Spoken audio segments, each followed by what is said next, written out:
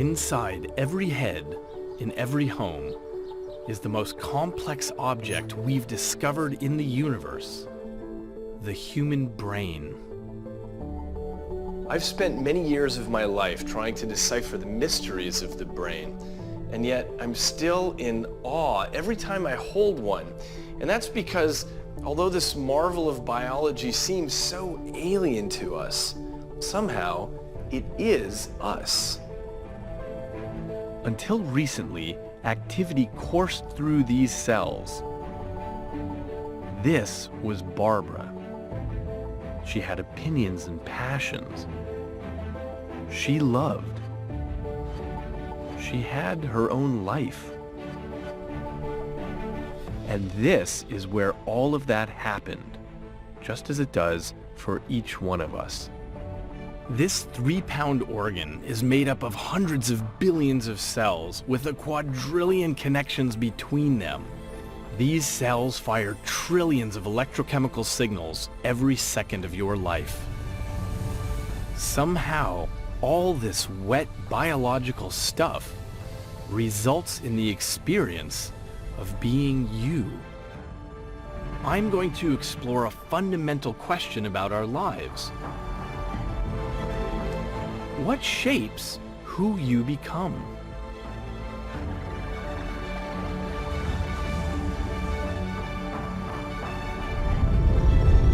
This is the story of how your life shapes your brain, and how your brain shapes your life.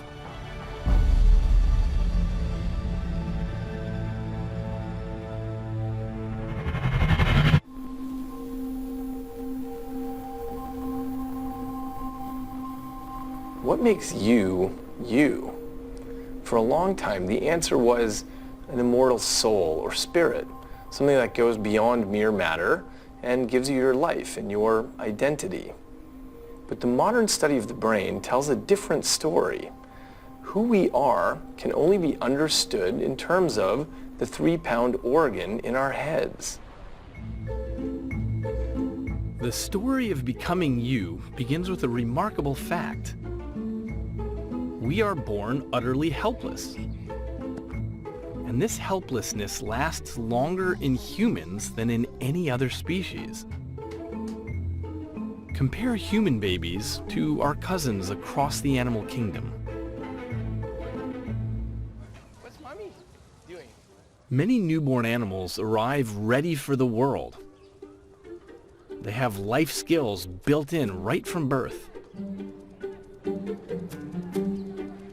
A baby zebra can run when it's just 45 minutes old. Baby giraffes learn how to stand within hours. Dolphins are born swimming. Now, that would seem to be an advantage. But put any of these animals in an ecosystem not tailored to them, and they won't survive. Whoa, look at that animal. What is that? In contrast, my son Ari is 2, and he's still dependent on me. But one day, he could live in Alaska, or in the Sahara, or on the moon. In other words, he can adapt to any environment. All right, that was fun, huh? And that's thanks to the unique and spectacular way that the human brain can mold to fit the world around it. Humans come to the table pre-programmed for certain things like absorbing language or mimicking facial expressions. But the thing that's really remarkable about humans is the degree to which their brains are unfinished. And this leads to a period of prolonged helplessness. But the plan is simple. Instead of hardwiring everything the way a rhino does, let life experience wire up the rest of the brain. Arrive with something that's a little bit sloppy and tune it up on the fly.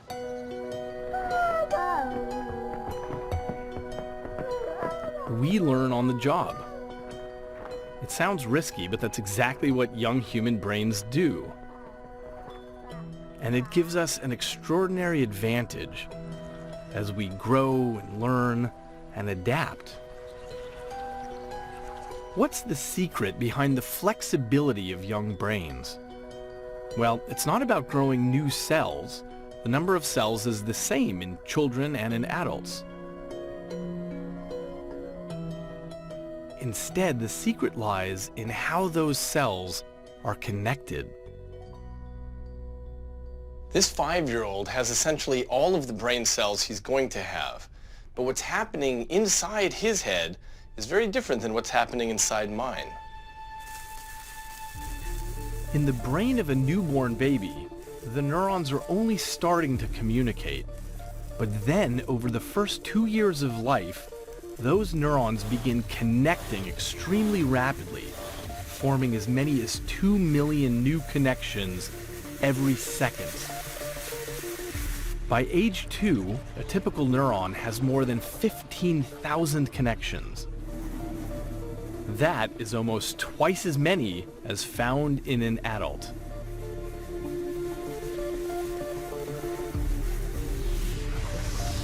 So what happens in between? Well, after the age of 2, the growth is halted.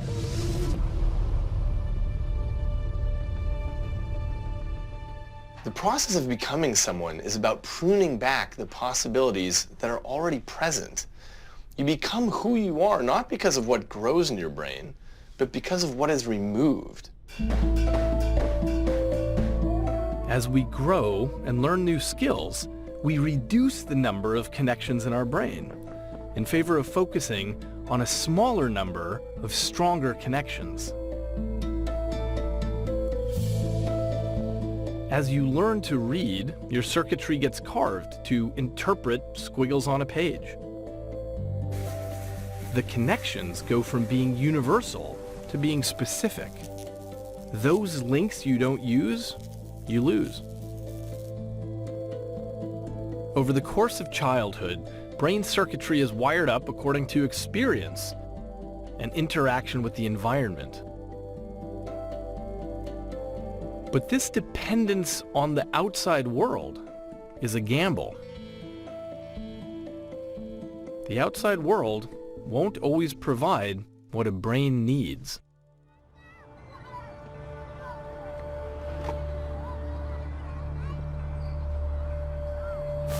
I'm going to try.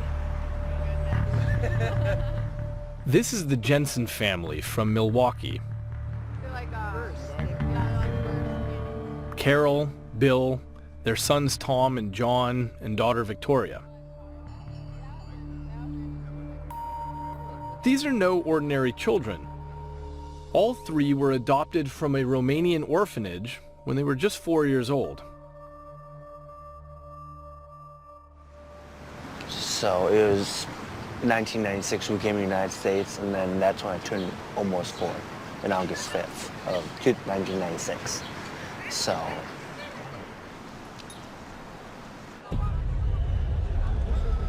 in 1989, at the fall of Nicolae Ceausescu's regime, there were 170,000 children in Romanian orphanages.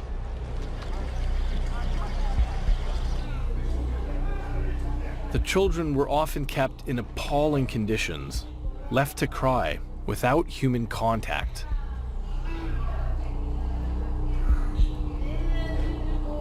You'd walk into a room and you'd be surrounded by little kids who you've never seen before. And they'd want to jump in your arms or sit in your lap or hold your hand or walk off with you. And this sort of indiscriminate behavior is sort of the hallmark feature of kids who've grown up in an institution.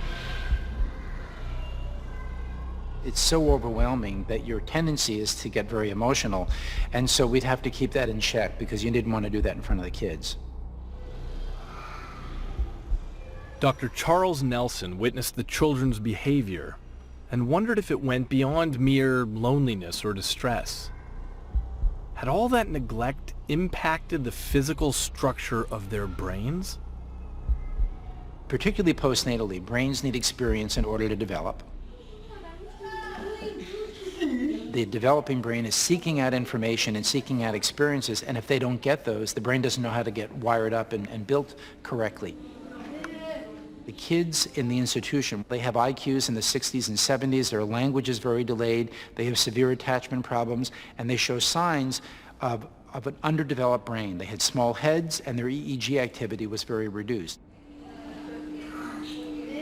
Dr. Nelson began looking at the electrical activity in these children's brains. He was astounded to discover that the children had dramatically reduced neural activity. But there was more. He found evidence that children placed into families before the age of 2 generally recovered. But for those who didn't leave the institution until older than 2, their brain development was compromised. The lack of experiences leads the brain to wire incorrectly because it doesn't have any input into it.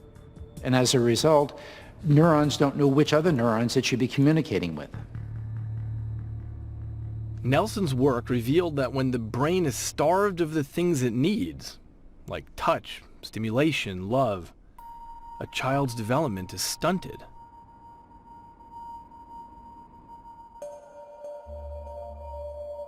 The only record the Jensen children have of their early years is a couple of Polaroids.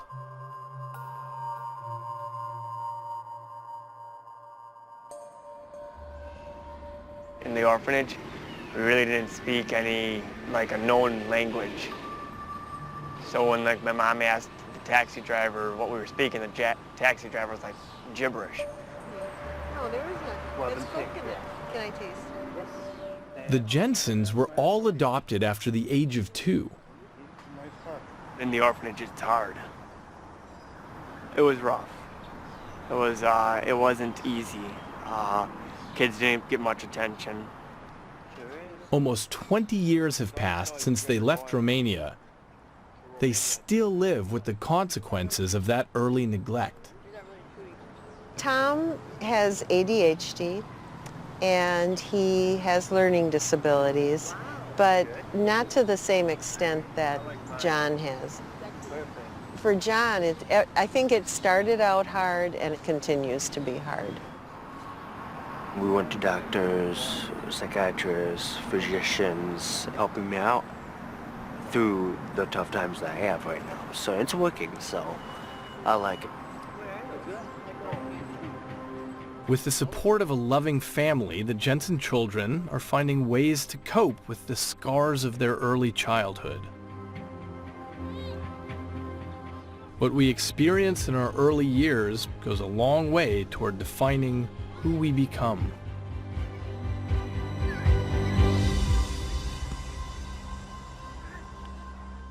Experience prunes the brain, but that's not the only thing that shapes who you are. Because no matter what kind of life you've led, the brain is also on a predetermined schedule dictated by genetics. And that means there are major changes in store.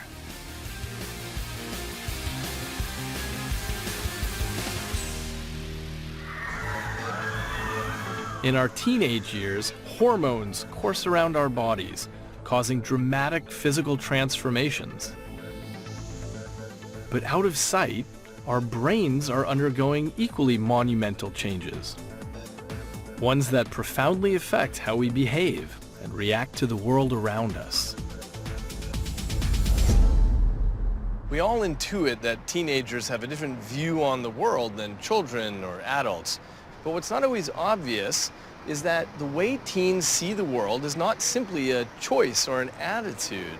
Instead, it's the consequence of a changing brain that's right on schedule. Who they are right now is biological and inevitable.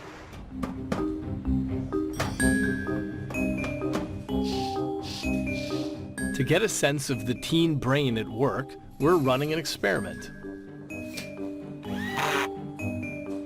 With the help of my graduate student, Ricky Savjani, we're going to rig up volunteers of different ages to a machine that measures stress levels by gauging changes in their sweat glands. I'm Dr. Eagleman. Then we have them sit in a shop window to be gawked at by passersby. Okay, cue the curtain. First up, an adult.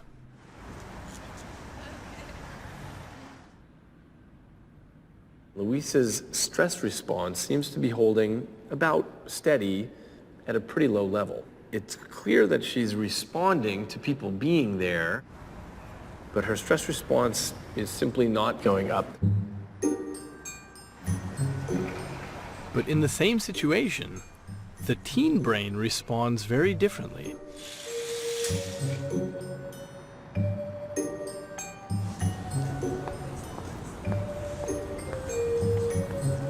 Oh wow, that's a big response.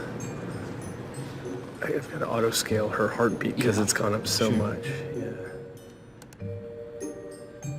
Her galvanic skin response is really high now. It just keeps going up. It suggests she's stressed out.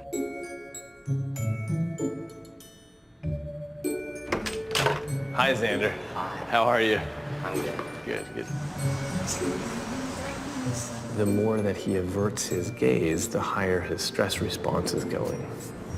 So this is presumably his response is to pretend like he's not there.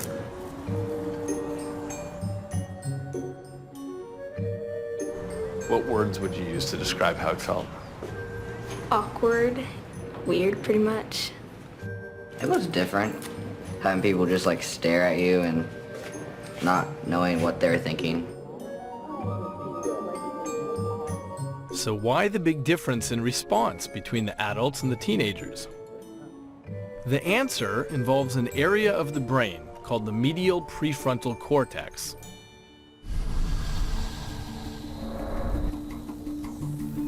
It becomes active when you think about yourself, especially the emotional significance of a situation to yourself. As one grows from childhood into adolescence, the activity in this area rises, peaking around 15 years old. Now, social situations carry a lot of emotional weight. In adults, the stress response from that feeling of being looked at is relatively modest. But in teenagers, that same experience causes social emotions to go into overdrive. The result is a stress response of high intensity. It's not just about self-consciousness. The development of the teen brain has other consequences, including poor impulse control. Parts of the prefrontal cortex are still developing. Those parts are involved in simulating the consequences of actions. And that translates into greater risk-taking.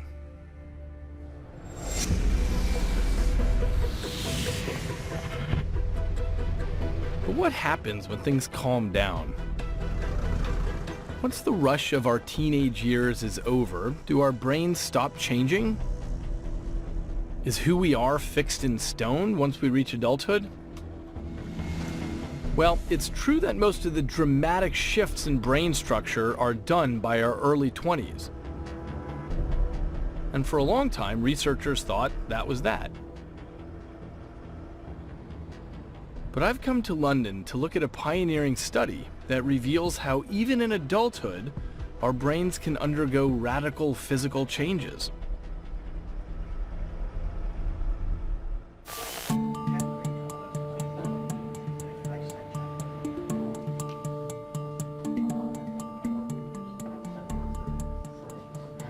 Study the knowledge is 640 quarter-mile radius areas, 24,000 streets and roads that need to be learnt, 50,000 places of interest.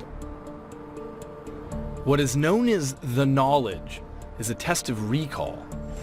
Of all the streets in London, the driver of every black cab has to pass it to get a license. Bayswater Road from Marble Arch, right Park Lane, left right Park Corner, be right Duke Wellington Place, left right Place. It's one of the world's most difficult feats of memory. And completing it usually takes over 4 years of intensive study. People will spend 3 to 4 hours a day reciting pretend journeys. That starts to make them see it, is the term we use, how to get around London. The unique mental challenge of passing the knowledge made it of particular interest to a group of neuroscientists. They began doing brain scans of the drivers before, during, and after the rigorous training. They were interested in an area of the brain called the posterior hippocampus. It underpins spatial memory. At the beginning, it looked just like everyone else's, but by the end of the training, it had grown physically larger. All the map memorizing, all the driving, all the simulation of future routes, this reshaped their brain anatomy to match the task at hand. The longer a cabbie had been doing his job, the bigger the change in that brain region. Even when we're adults, our brains can still change. Something that can be shaped and hold on to that shape is what we call plastic. And that's how it goes with the adult brain. Experience changes it and it retains that change. It's malleable, it has plasticity. That means that who you are and who you can be is a work in progress.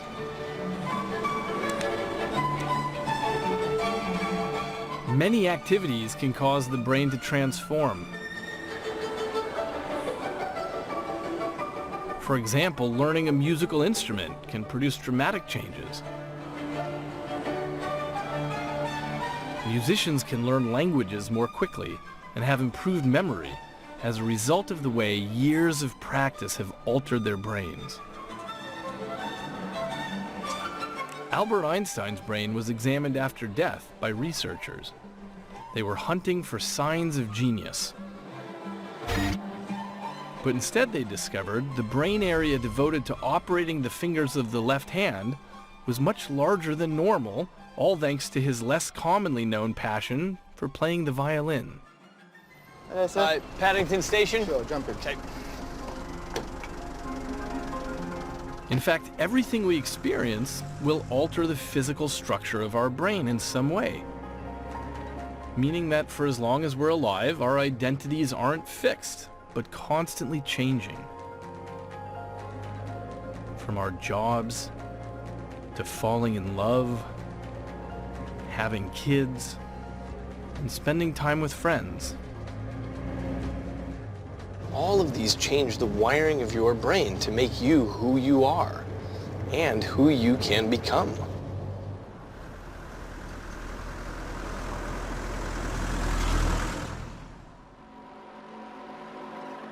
But the brain can also change in ways that we have no control over. Ways that can have a terrible impact on our personality and actions.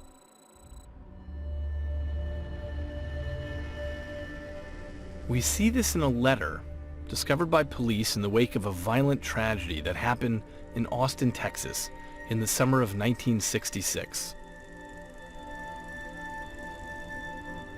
25-year-old Charles Whitman was a model citizen. He had been an Eagle Scout. He'd been honorably discharged from the military. He was working as a bank teller and studying as an engineering student. Yet what he'd written pointed to a disturbing change in his personality. I don't really understand myself these days. I'm supposed to be an average, reasonable, and intelligent young man.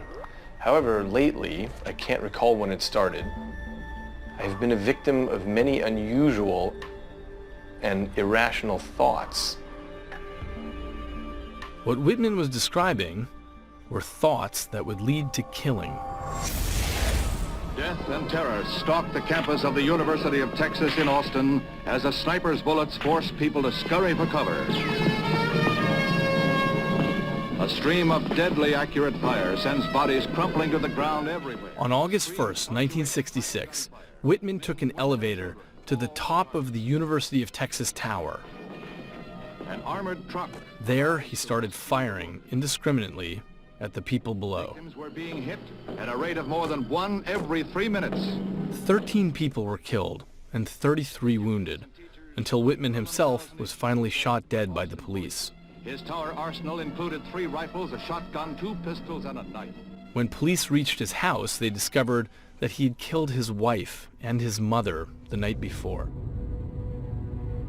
There was only one thing more surprising than this random act of violence, and that is, there was nothing really about Charles Whitman that suggested he would do something like this.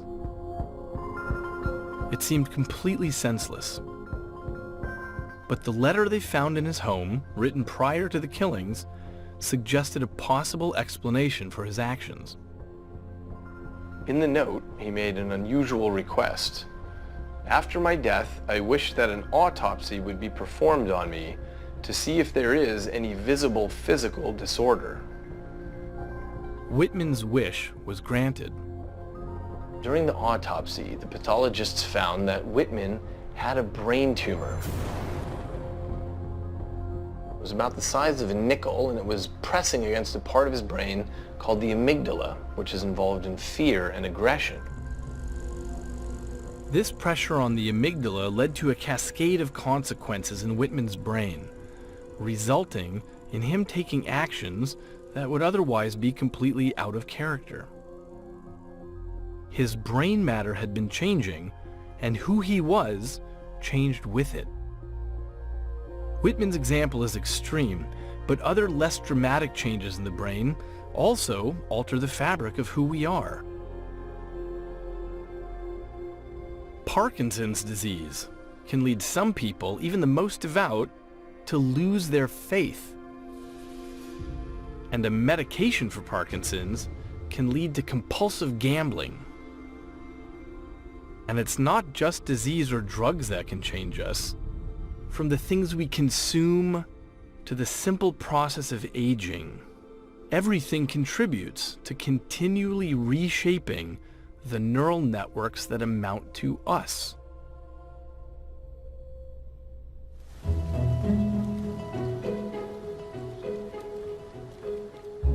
So who we are changes in the course of our life as our brain changes.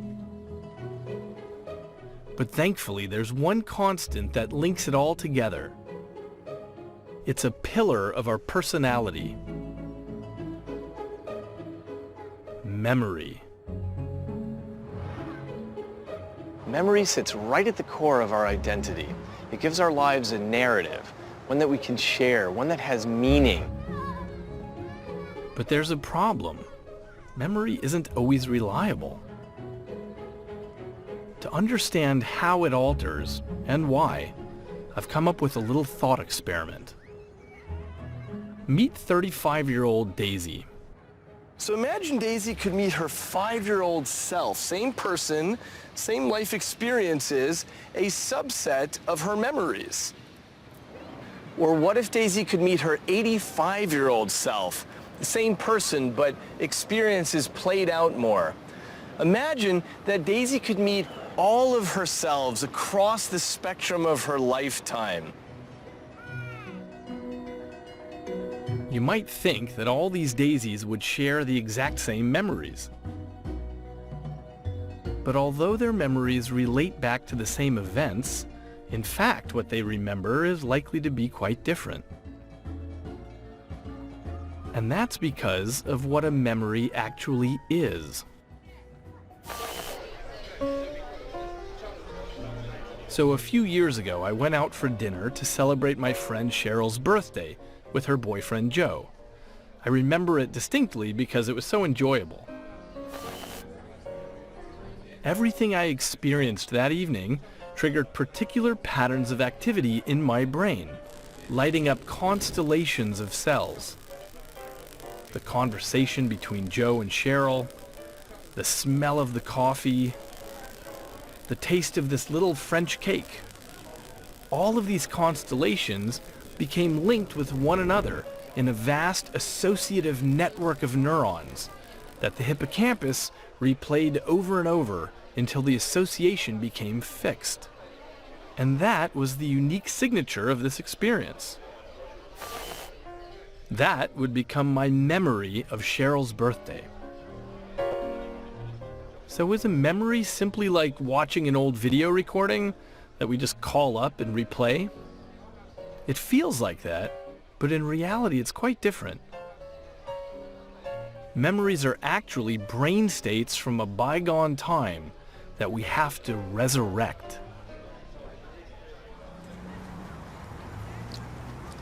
So here I am 6 months later in a totally different city, and I taste one of these little French cakes again. And it's just like the one that I had at Cheryl's birthday party. And in my brain, this very specific trigger lights up a whole web of associations, like the lights of a city coming online.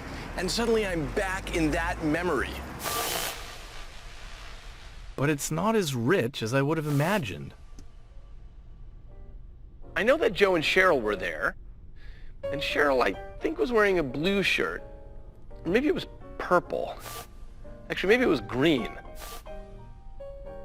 The memory of Cheryl's birthday in my brain has started to fade. Our memories fade gradually because our brain only has a finite number of neurons, which over time get used for other memories. It means that the details have now become a little hazy. What matters is that I remember that we had a great time. But even that's not totally certain, because in the intervening months, Joe and Cheryl have broken up. And so now I'm wondering, did I sense any red flags there? The state of my emotions right now changes the network that corresponds to then. My present colors my past. What this means for all of us is that the same event will be remembered differently, depending on where you are at that point in your life. So how reliable are our memories? How far can they be altered? And why do our brains work that way?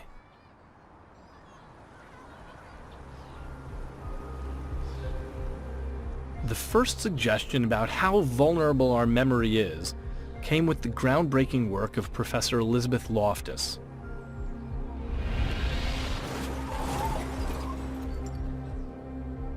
She devised a simple experiment in which volunteers watched films of car crashes.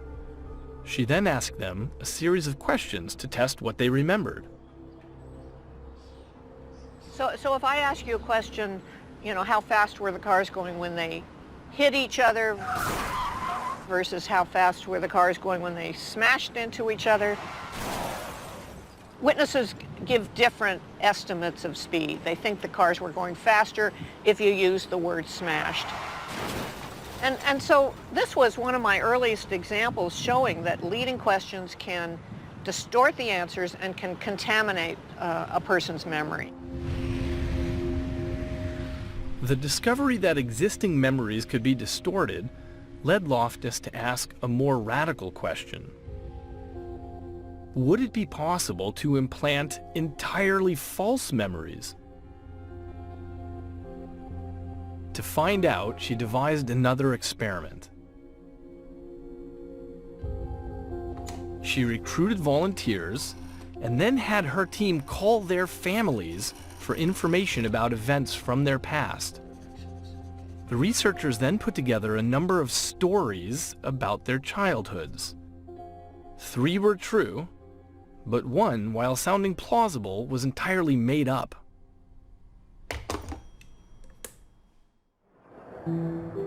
The story involved the volunteer getting lost in a shopping mall as a child. Then being found by a kind old person. And then reunited with her parents.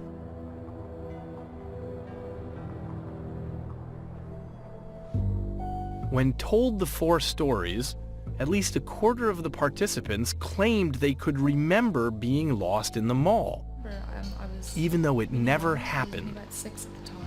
Did you cry or anything like that? Or? Yeah, no, I did cry. Cried a lot. And the experiment didn't stop there. They may start to remember a little bit about it, but when they come back a week later, they're starting to remember more. Maybe they'll talk about the older woman who rescued them.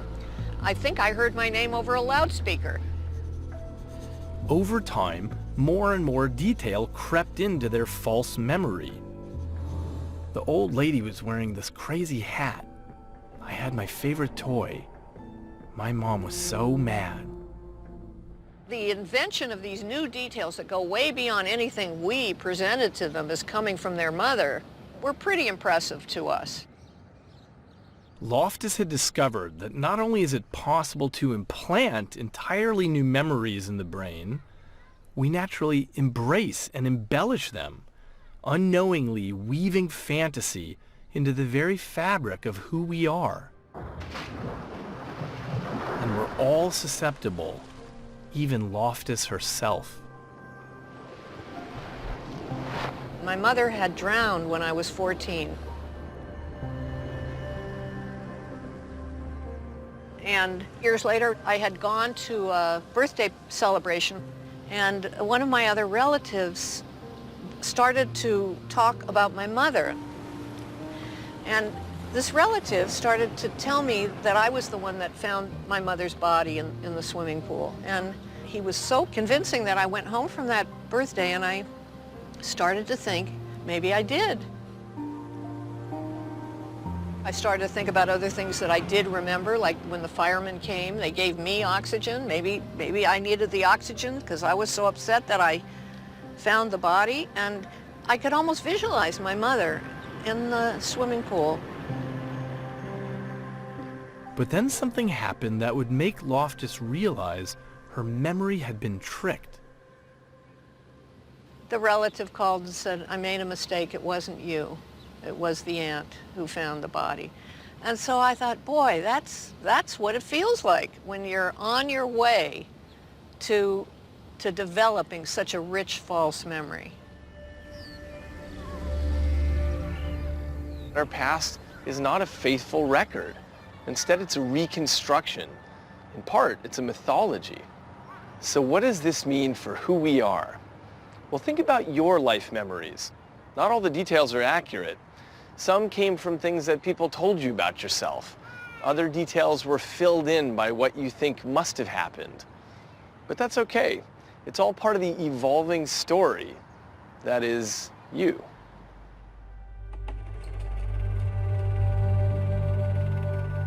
So why do we have memories that are so unreliable? Well, as strange as it sounds, memory isn't just used for recording our past. It also serves another important function. That function would be revealed by a singular case that revolutionized neuroscience.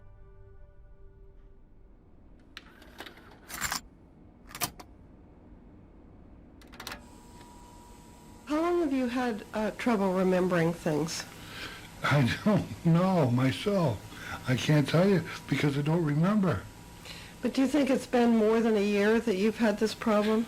I think it's about that because this is just a thought that I'm having myself that I possibly have had an operation or something. Henry Meliasen was born in 1926. His early life was like any other young boy's until his 10th birthday, when he suffered his first epileptic seizure.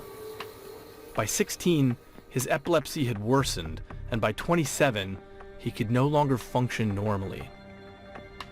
These major seizures increased in frequency, up to the point where his life was pretty much on hold.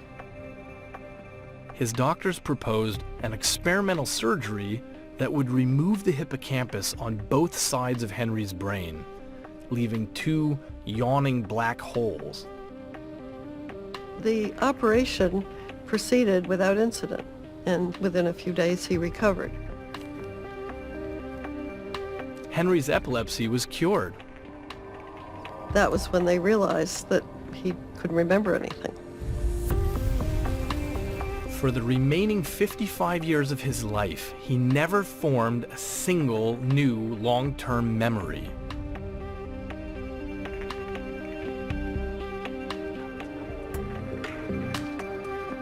And there was something more.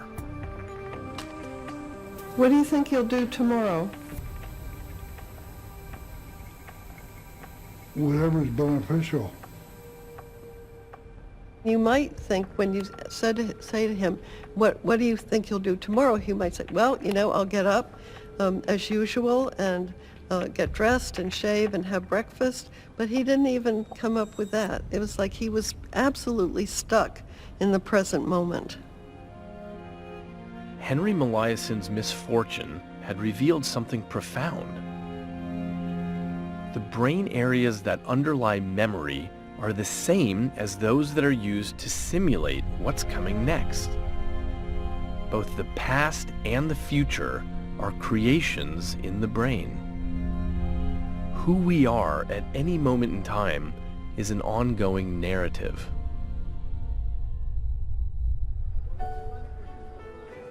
As we live longer than ever before, this presents real problems for brain health. Diseases like Alzheimer's and Parkinson's attack our brain tissue, and with it, who we are. But in the same way that your environment and behavior shape your brain when you're younger, they're just as important in your later years.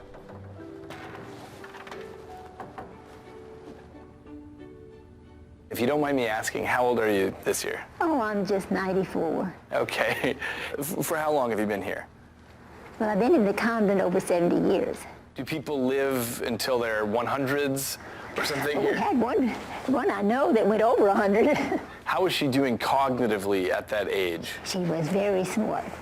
She was very smart, okay. She sure wasn't. She didn't miss anything. Great. Quite alert.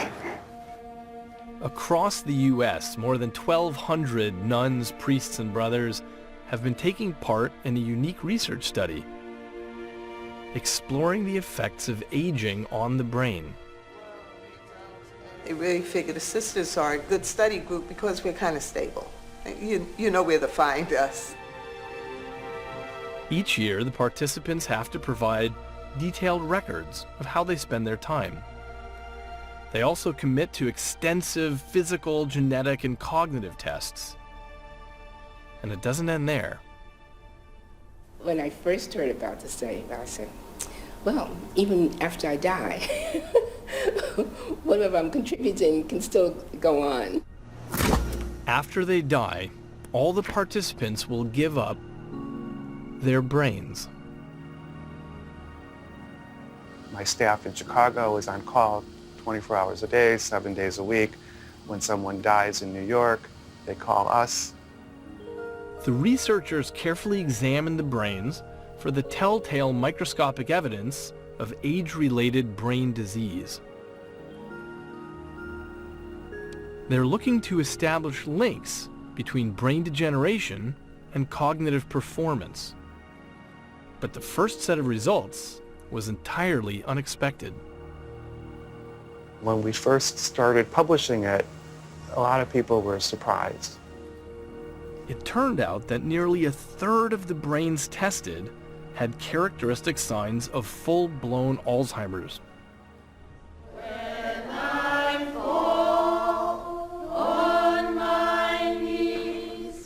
But the cognitive tests revealed that the brain owners had shown no symptoms of this terrible disease. Their brains were sick, yet they remained unaffected. It didn't make sense. What had happened? I have a game on my smartphone, Ruzzle. And some of our sisters have been involved in teaching, nursing. Having responsibilities, learning new skills, keeping the brain active. This was protecting the nuns from the cognitive symptoms of the disease. I am interested very much in science. I love Scrabble. I drive the sisters to the doctors. Mass every day, and if I didn't have that, I'd be completely nuts. Even as parts of the brain tissue degenerate, mental and physical activity can build new pathways for solving problems. This is called cognitive reserve.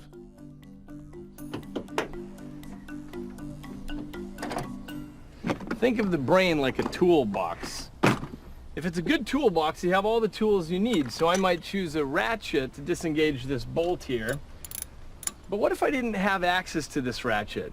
I might be able to find something else, like this wrench would do the trick. And if I didn't have the wrench, I could find something else, like this adjustable wrench.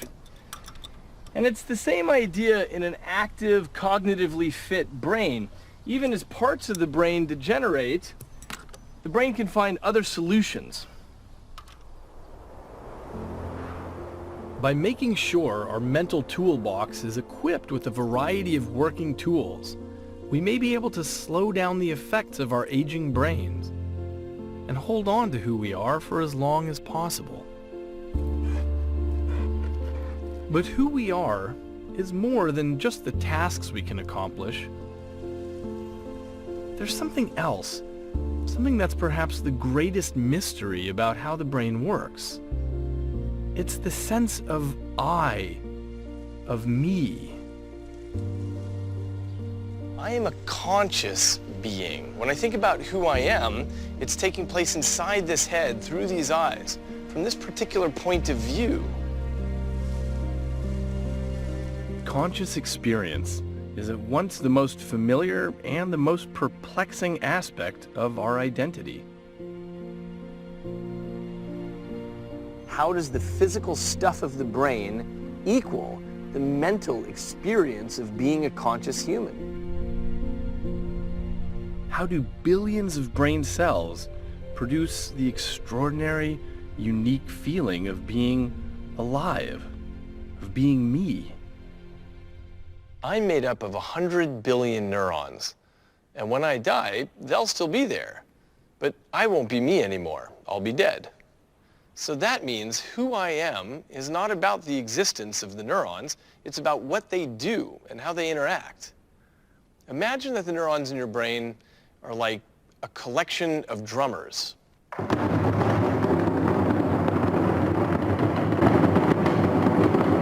If each drummer plays completely independently, the noise that emerges is just that, noise. But if they start listening to one another, something more emerges.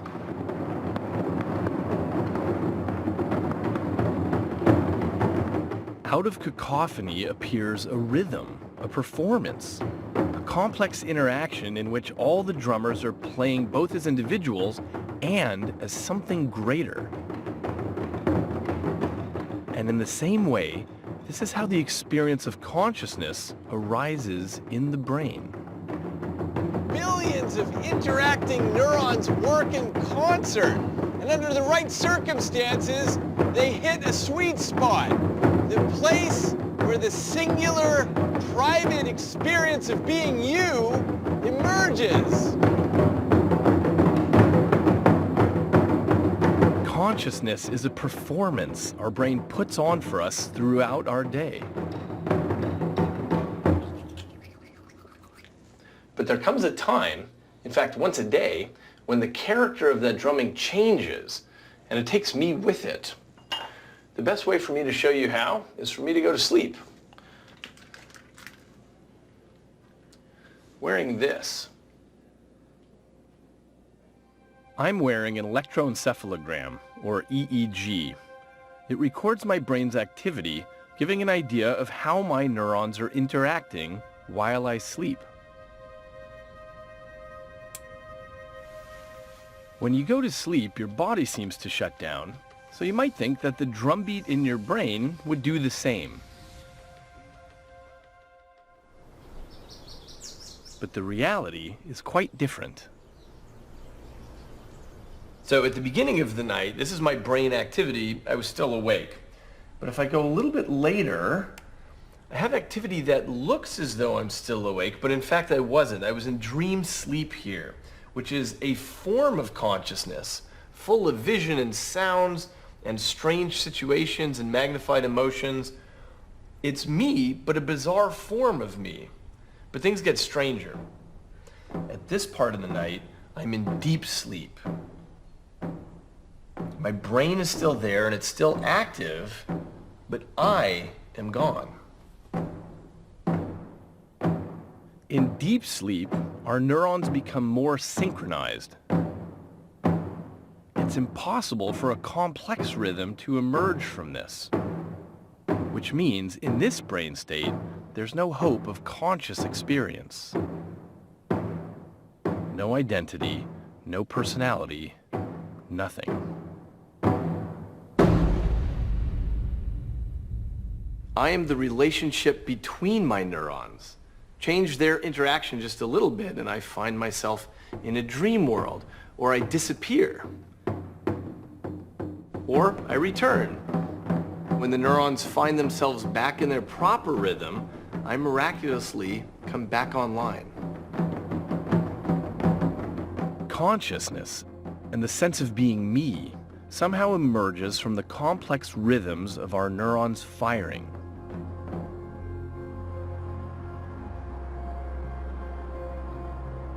But why consciousness emerges at all still remains one of the great unsolved mysteries of modern science. After I finished graduate school, I had the opportunity to work with one of my scientific heroes, Francis Crick, who had co-discovered the structure of DNA. By the time I met him, he had turned his attention to the question of consciousness. Why does it feel like anything to be alive? And I remember when I went into his office that he had a lot of writing on the chalkboard, but there was one word that was written in the middle and it was bigger than the rest. That word was meaning. You see, we know a lot about the mechanics of neurons and networks and brain regions, but what we don't know about those signals coursing around in the brain is why we care about any of them, why anything carries meaning. How can the physical cells in my brain cause me to care about anything? The meaning problem is not yet solved, but here's what I think we can say. The meaning of something to you is all about your web of associations based on your whole history of experiences. Just imagine I were to take a piece of cloth and put some colored pigments on it and then put that in front of your visual system. Is that likely to trigger memories and fire up your imagination? Well, probably not, because it's just a piece of cloth, right?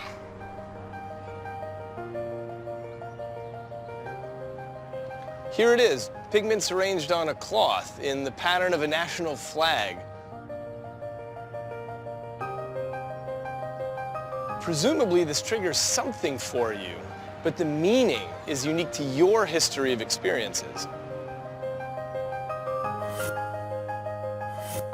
We don't perceive objects as they are. We perceive them as we are.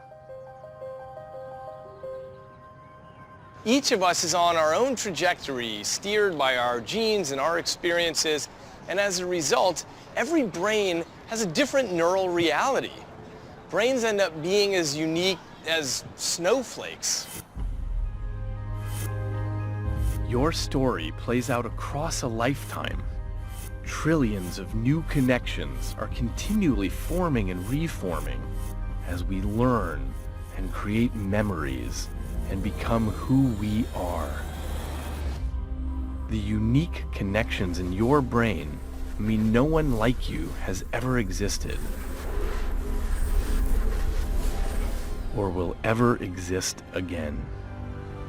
For me, the wonder of the human brain is that from a vast network of physical pieces and parts, the experience of being you or me emerges.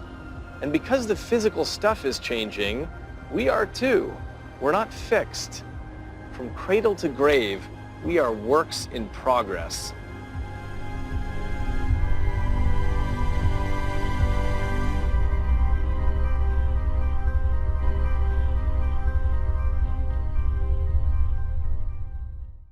Next time on The Brain, I'm going to investigate the unexpected ways that your brain secretly controls everything that you do. That was amazing. How it allows great athletic achievement and makes decisions without your awareness. This is the story of everything the brain does that remains hidden from us. It's the story of who is really in control.